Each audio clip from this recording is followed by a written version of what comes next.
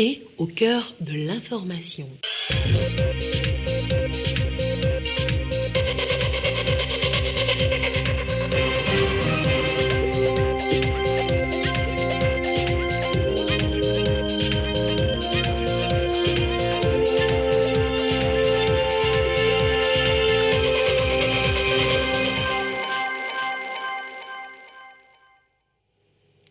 La stratégie nationale de lutte contre la corruption au Togo est en cours d'élaboration. La version améliorée du rapport provisoire a été présentée ce jour au comité de pilotage. Les détails dans ce journal. Nouvel incendie d'un marché au Togo, le marché de Anoukopé à Lomé, ravagé en partie par des flammes, des marchandises brûlées. C'est la désolation. On va y revenir dans un instant. Et puis Emmanuel Macron et Marine Le Pen sont sur le terrain en quête de nouveaux électeurs au lendemain du présidentiel. Sortant s'est rendu dans le nord de la France et la candidate du Rassemblement national à la rencontre d'un agriculteur céréalier. Voilà pour les titres. Bonsoir à toutes et à tous. Le Togo va bientôt disposer d'une stratégie nationale de lutte contre la corruption. Le document est en cours d'élaboration. Les acteurs concernés se sont retrouvés ce matin pour la dernière étape. Christine Petekialoude. La corruption, la APULSIA veut travailler à réduire significativement ses effets. Et c'est à travers une stratégie de prévention. Les actions pour atteindre les objectifs sont exposées au comité de pilotage. Il y aura un comité technique national qui sera piloté par le président de la République ou le Premier ministre et l'ensemble des structures qui œuvrent dans le cadre de la lutte contre la corruption, notamment les ministères stratégiques seront représentés dedans. Également, tous les corps de contrôle seront dans ce comité national. Les secteurs menacés par la corruption sont déjà diagnostiqués.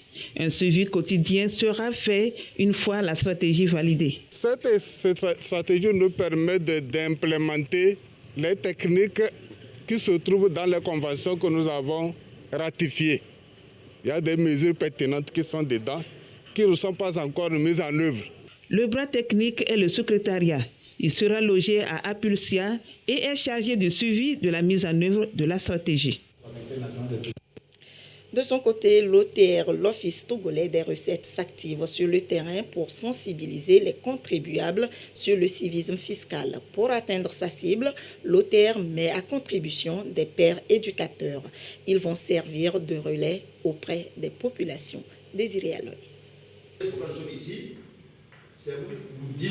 Ils sont des pères éducateurs identifiés par l'Office togolais de recettes OTR. Ils viennent des 5 préfectures de la région centrale pour une formation sur le civisme fiscal. Quelle est la meilleure stratégie faut-il adopter pour sensibiliser et amener volontairement les contribuables à s'acquitter de leurs devoirs, le paiement des différentes taxes? Davantage, nous rapportons ou nous nous approchons de la population à la base. Maintenant, quitter de l'office, immédiatement aller à la base, il faut quand même trouver un pont. Père éducateur est l'un des outils, la béquille sur laquelle nous allons nous accrocher pour atteindre toute la population dans le cadre de notre stratégie de mobilisation des recettes. La mission et l'objectif de l'ETR, c'est de maximiser la collecte des recettes pour financer les différents projets et programmes de l'État togolais. Demain, ces pères éducateurs ne vont pas seulement se focaliser sur ce qui est lié aux impôts, mais ils vont s'intéresser au cadastre. Si vous avez un problème de terrain, ils vont aussi s'intéresser sur, n'est-ce pas, la douane au niveau de l'immatriculation ou, n'est-ce pas, le dédouanement. L'objectif, c'est de mobiliser et facilement les recettes. C'est aussi développer davantage le civisme fiscal. L'OTR intensifie sa stratégie de communication dans la population pour enraciner le civisme fiscal. Les pères éducateurs, nous aussi, nous allons les suivre pour que cette mobilisation ou sensibilisation pour mobilisation des fonds soit effective. S'acquitter de ces taxes est un devoir civique.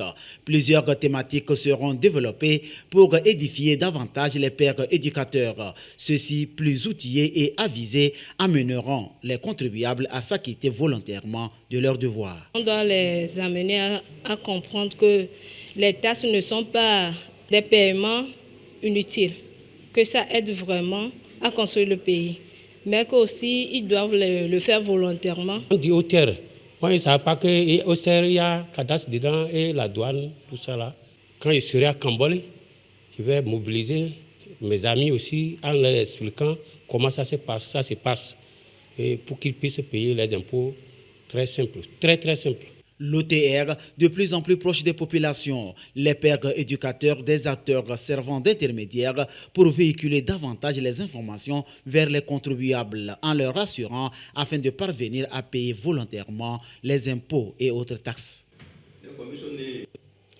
Les 8, 9 et 10 avril 2022 s'est tenu le séminaire gouvernemental à Kara dans la préfecture de la Kosa sous la houlette du chef de l'État Faure Esozimna Gnassingbé. Le séminaire a été l'occasion de faire le bilan sur les avancées des projets du gouvernement et les actions à mener. Puis à Mandouri, dans le Pendjal, le gouvernement a tenu un conseil des ministres. 3 projets de décret ont été examinés et 3 communications entendues. Le compte-rendu avec le ministre de la Communication et des Médias, porte-parole du gouvernement, professeur Akoda Ayewada. Communiqué relatif aux activités gouvernementales des 8, 9 et 10 avril 2022. Le gouvernement a tenu, sous la présidence de son Excellence M. Faure Esozimna Gnassingbé, président de la République, les 8 et 9 avril 2022, un séminaire gouvernemental dans la préfecture de la Kosa et un conseil des ministres le 10 avril à Mandouri, dans la préfecture de Pendjal.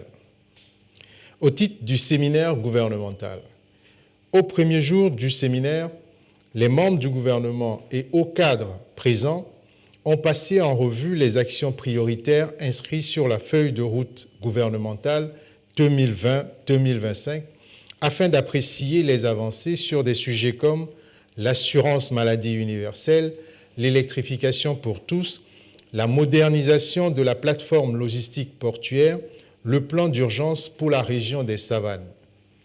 Par ailleurs, les actions identifiées lors du dernier séminaire ont été engagés pour la consolidation et l'optimisation du pilotage de la feuille de route et ont permis une évolution significative de la gouvernance. Il s'agit notamment de l'outil digital pour le suivi opérationnel de la feuille de route, du nouveau processus d'élaboration du programme d'investissement public, du dispositif institutionnel de pilotage et de suivi et de l'opérationnalisation du fonds dédié au financement des études. Au cours de la deuxième journée, les membres du gouvernement et divers experts ont échangé sur les problématiques qui influencent le contexte de mise en œuvre de la feuille de route gouvernementale 2020-2025. Il a été question de l'impact de la conjoncture internationale, en particulier économique, des évolutions récentes des chaînes logistiques mondiales, de la modernisation de l'État, de la mise en œuvre des contrats de partenariat public-privé. Prenant la parole à la fin du séminaire, Son Excellence, Monsieur le Président de la République, a encouragé les ministres à maintenir le cap et à rappeler l'exigence d'accélérer la mise en œuvre des projets prioritaires, en particulier avec le contexte mondial qui se dégrade. Il a instruit les ministres de rester mobilisés pour suivre les actions et présenter les résultats d'ici le prochain séminaire. Au titre du Conseil des ministres qui s'est tenu à Mandouri dans la préfecture du Pendjal, le Conseil a examiné 3 projets de décret et écouté 3 communications. Au titre des projets de décret, le Conseil a examiné et adopté un premier projet de décret portant règles applicables aux livres fonciers et registres sous forme électronique. Ce décret répond aux besoins de modernisation du système national de conservation foncière. Il concourt à l'amélioration du climat des affaires et s'inscrit dans l'axe 3 de la feuille de route gouvernementale 2020-2025 relatif à la modernisation des structures étatiques. En effet, le livre foncier électronique est un système de gestion automatisé de données numériques destiné à l'immatriculation des immeubles et à la publicité des droits réels immobiliers. Quant aux registres fonciers électroniques, ils sont des registres publics destinés à retracer l'historique des transactions et des droits réels sur une propriété immobilière. Le Conseil a ensuite examiné en première lecture le projet de décret portant modification du décret 2018-174/PR du 10 décembre 2018 fixant les taux, les modalités de recouvrement et d'affectation des frais et redevances dus par les opérateurs exploitants de réseaux et services de communication électronique, les fournisseurs d'équipements et terminaux et les installateurs d'équipements radioélectriques. Le Conseil a examiné et adopté le projet de décret portant modalités de mise en œuvre des procédures de passation et d'exécution des contrats de partenariat public-privé.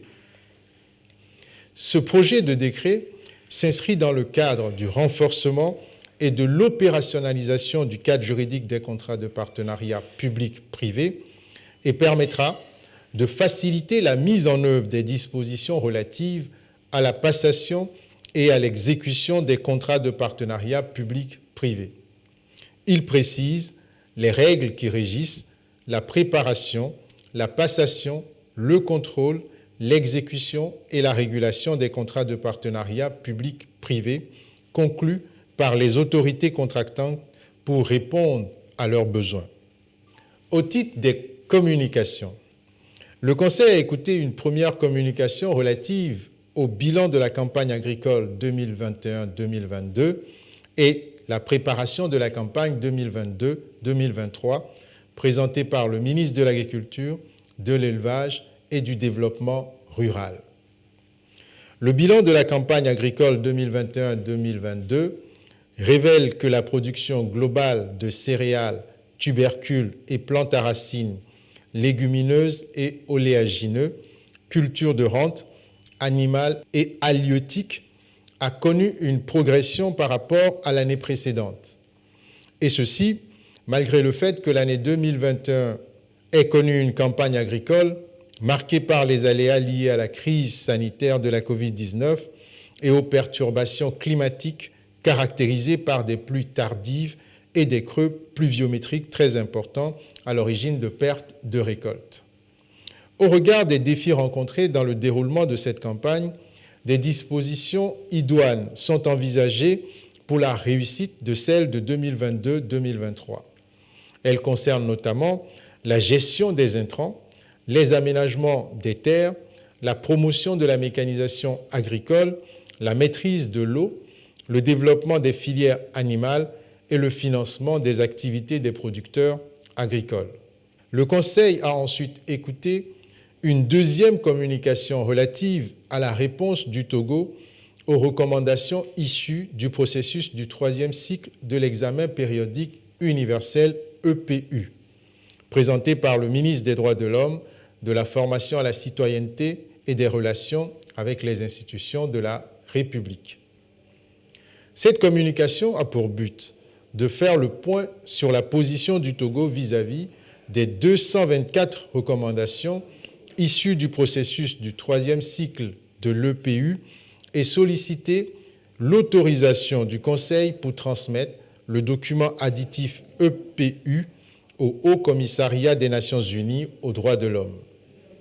En effet, à la suite de la présentation du rapport pays le 24 janvier 2022, le Togo a été félicité par tous les États examinateurs qui ont formulé 224 recommandations à son endroit.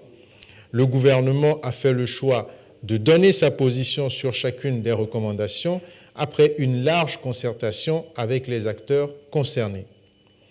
Le Conseil a écouté une dernière communication relative à l'augmentation des prix et aux mesures envisagées, présentée par le ministre du Commerce, de l'Industrie et de la Consommation locale. La présente communication a pour objet de rendre compte au Conseil de l'impact des mesures déjà prises pour juguler l'inflation, de la dynamique d'évolution des prix sur les différents marchés, des démarches engagées ainsi que des propositions de mesures envisagées. Le Conseil a instruit le ministre de poursuivre les réflexions pour l'adoption des mesures ciblées et adaptées en faveur du pouvoir d'achat des populations. Dans les divers, le Conseil a écouté un compte rendu relatif à l'opération Zéro Cataracte. Cette opération, qui couvrira l'ensemble du territoire national, vise à opérer 10 000 personnes souffrant de la cataracte et à offrir 20 000 lunettes aux populations. Elle est menée par le service de santé des armées en étroite coordination avec le ministère chargé de la santé et des acteurs locaux. Elle s'inscrit également dans la dynamique des actions de rapprochement entre les forces de défense et de sécurité et les populations.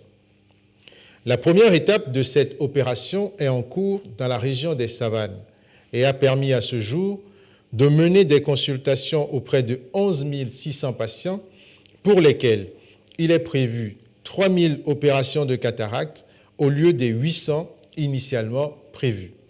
Cette opération s'étendra ensuite progressivement à toutes les régions de notre pays. Madame le Premier ministre a exprimé la gratitude des populations à son Excellence, Monsieur le Président de la République, tout en soulignant l'importance de cette action pour le bien-être des populations. Le Conseil a ensuite écouté un deuxième compte-rendu sur les échanges qui se sont tenus en marge du Conseil avec les populations de la préfecture de Kpendial et qui ont permis de partager avec elles des projets en cours dans les domaines clés permettant de renforcer leur résilience, notamment le désenclavement et les pistes rurales, l'eau, l'électrification, la santé, l'éducation et l'agriculture. Pour rappel, lors du conseil délocalisé dans la préfecture de l'Oti Sud le 25 mars 2022, des réalisations avaient également été annoncées ainsi que les projets en cours de mise en œuvre. À cet effet, des fiches d'information viendront préciser ces projets dans chacune des deux préfectures. Le gouvernement a adressé ses remerciements aux populations de Kpendial pour leur accueil et leur mobilisation. Fait à Mandouri, le 10 avril 2022, le Conseil des ministres. Voilà donc pour l'essentiel du Conseil des ministres tenu à Mandouri, dans la préfecture de Kpendial, ce dimanche. Ce communiqué pour poursuivre ce journal, suspension de l'application de la taxe sur les véhicules à moteur pour toutes les catégories de véhicules de transport de marchandises et de personnes à usage commercial. 1. L'application de la taxe sur les véhicules à moteur concernant les véhicules de toute catégorie de transport de marchandises et de personnes à usage commercial. 2. Cette suspension prend effet à compter du lundi 11 avril 2022.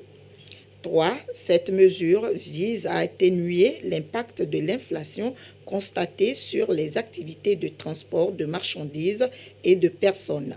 Elle s'inscrit dans la continuité des actions déjà entreprises par le gouvernement pour le pouvoir d'achat des populations. Les ministres chargés des Finances et des Transports remercient les acteurs du secteur des transports pour leur sens de responsabilité. Fait à Lomé le 11 avril 2022, les ministres de l'Économie et des Finances et le ministre des Transports routiers, aériens et ferroviaires. La sécurité alimentaire et la carte de fertilité des sols, un mécanisme pour faciliter la tâche aux agriculteurs. Quel sol pour quelle culture? Ulrich Amega pour des précisions. Autrefois, sur cette parcelle, une diversité de cultures était pratiquée. Du riz, du manioc, du maïs et bien d'autres céréales. Des productions qui n'ont jamais connu de réussite pour la plupart, pour des raisons méconnues du maître des lieux. Kwame, producteur ici, agit à trop dans les plateaux. Mais depuis quelque temps déjà, cet agriculteur se voit récompensé par ses efforts. Avant, nous ne savons qu'est-ce qu'il faut cultiver au juste sur ce terrain pour avoir un bon rendement. Donc, nous faisons toutes sortes de cultures. Mais avec les conseillers de l'ITRA, nous avons appris assez de choses sur la richesse dont dispose ce terrain, ce qu'il faut cultiver ici, quel type d'engrais est approprié. Avec l'ITRA, qui a fait la recherche et qui a fait les analyses du sol, on a vu qu'au niveau de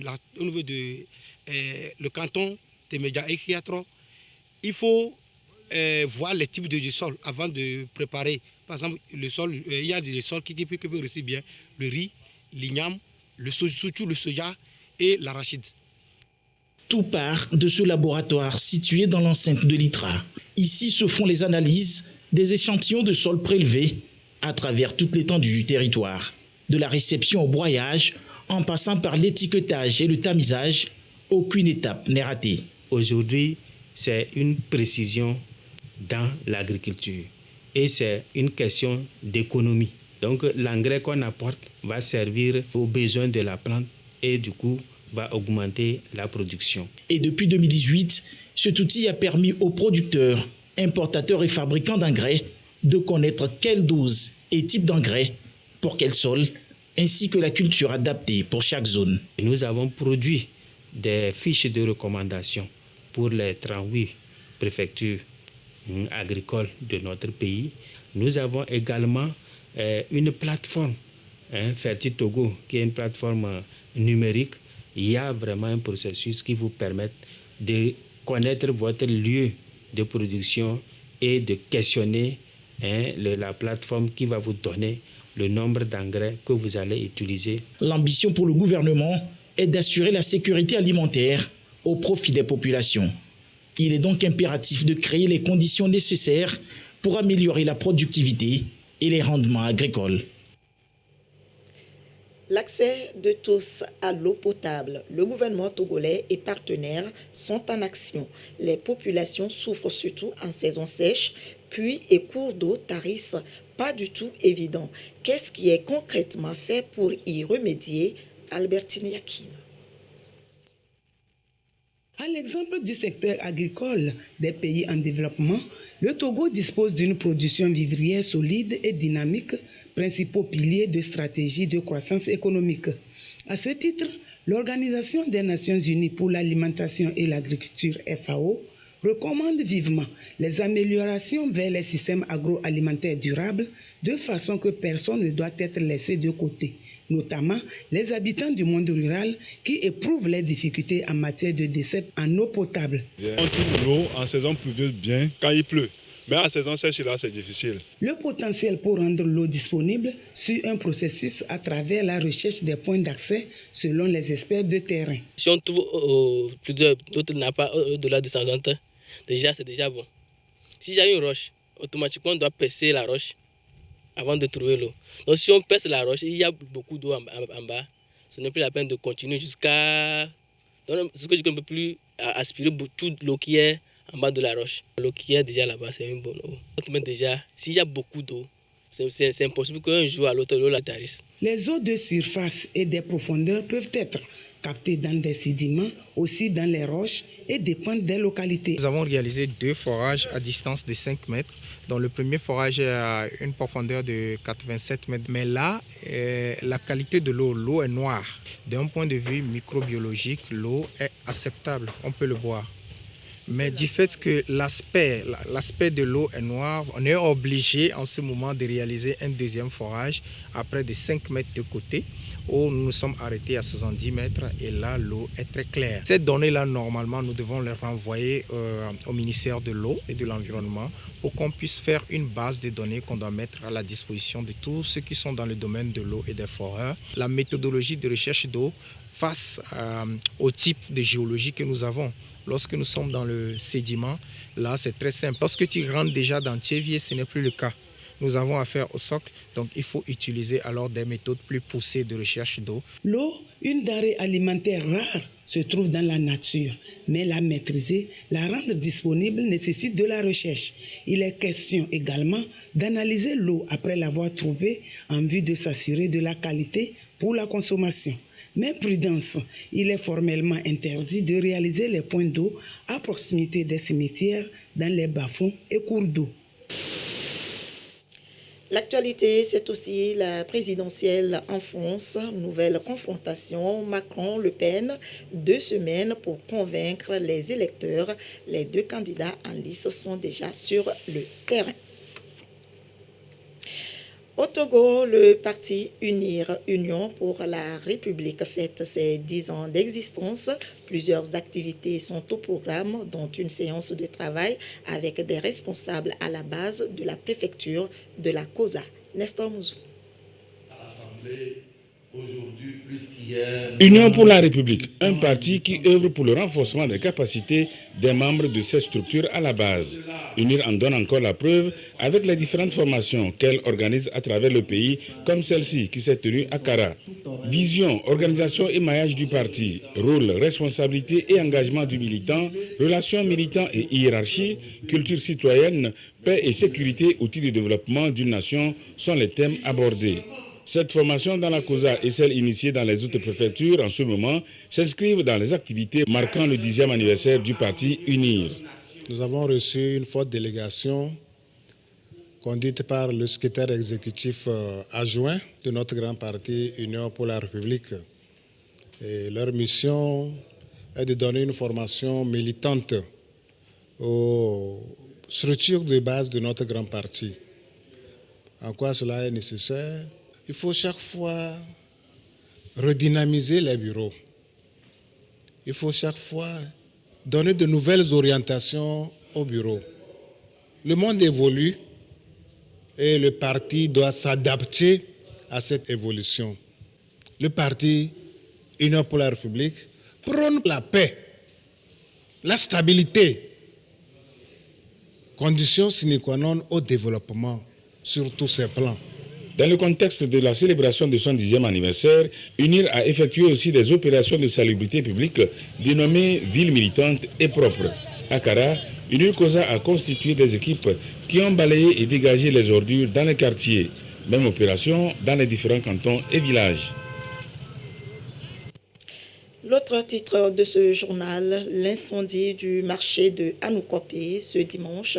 Dans la nuit, une partie de ce marché a été ravagée par des flammes. Ce feu a été maîtrisé grâce aux sapeurs-pompiers avec l'aide des jeunes du quartier. Vous allez le voir tout à l'heure sur les images, d'énormes dégâts matériels ont été enregistrés. Jason Dovo et Isaka Aruna nous en disent plus. De la zone charbon du marché à Anoukopé, voici ce qu'il en reste ce lundi. La grande zone au cœur du marché, site des produits de consommation, ne présente pas meilleure mine. Chez les revendeuses, c'est la détresse.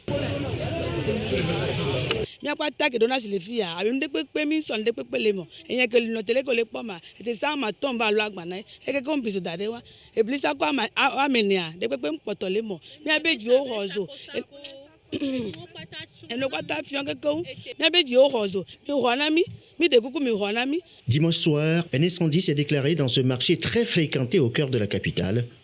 Sur cette vidéo amateur, l'intensité des flammes laisse déjà présager de l'étendue des dégâts.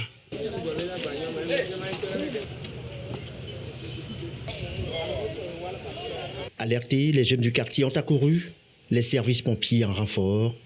Le feu a été maîtrisé. Mais ce matin encore, la désolation est vive. Les autorités devant le sinistre ont du mal à trouver les mots de réconfort.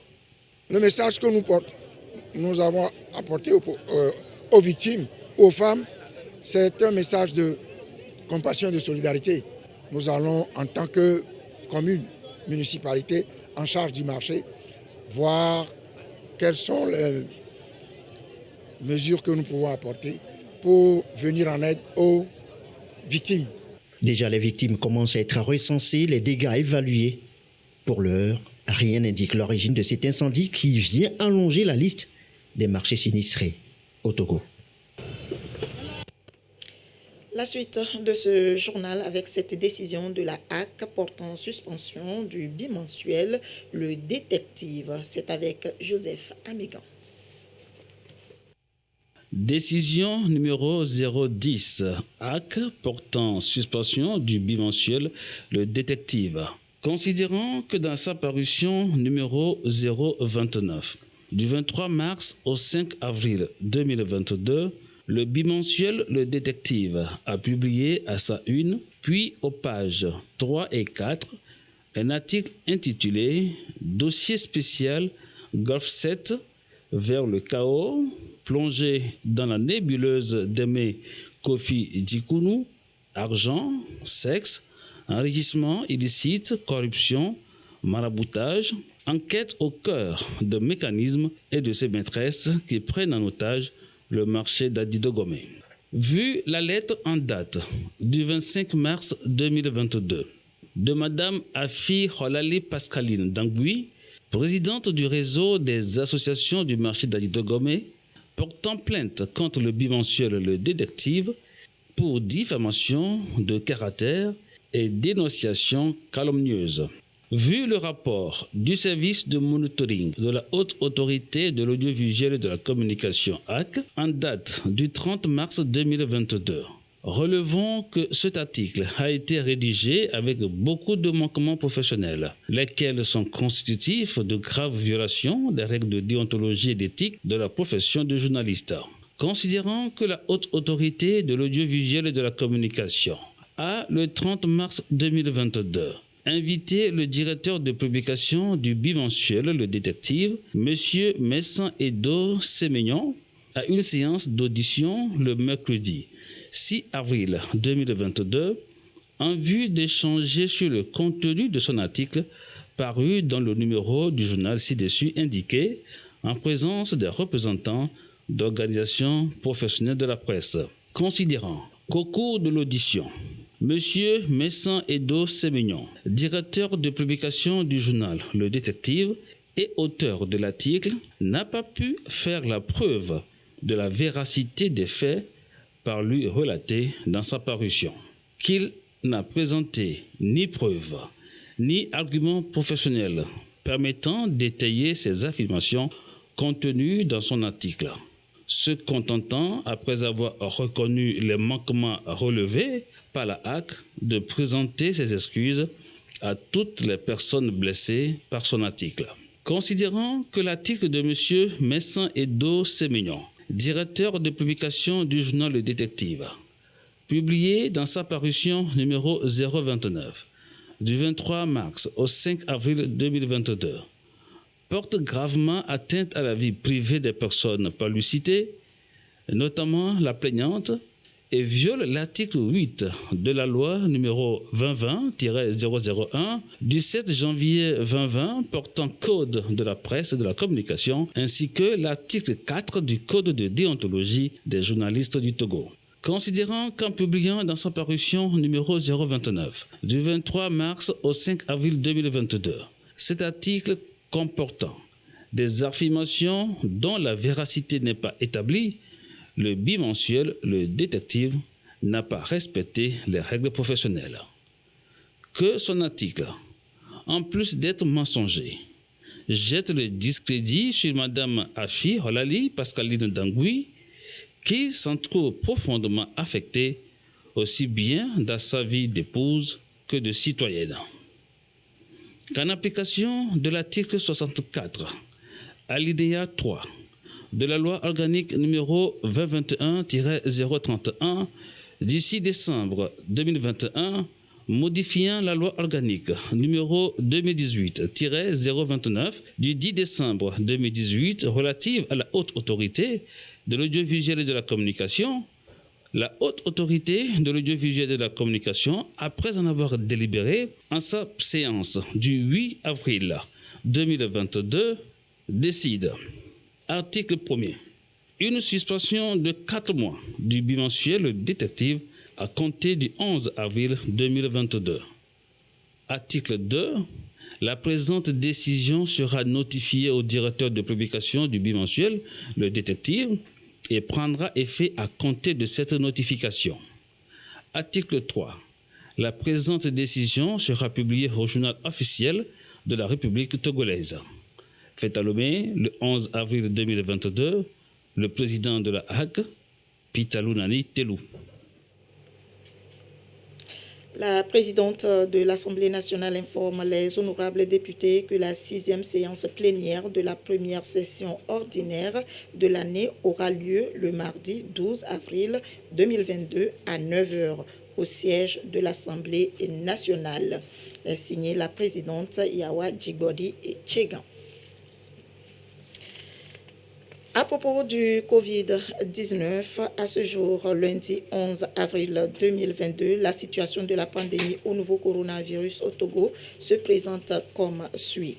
Le nombre de cas confirmés est de 36 957, 0 nouveaux cas depuis hier.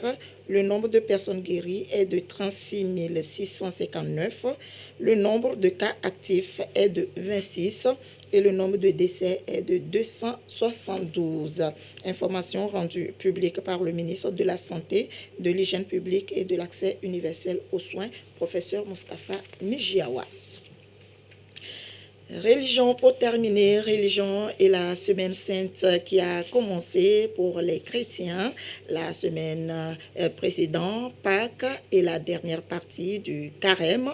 Elle est destinée à commémorer la passion du Christ. Quelle résolution pour bien vivre cette semaine sainte? Éclairage dans nos prochaines éditions.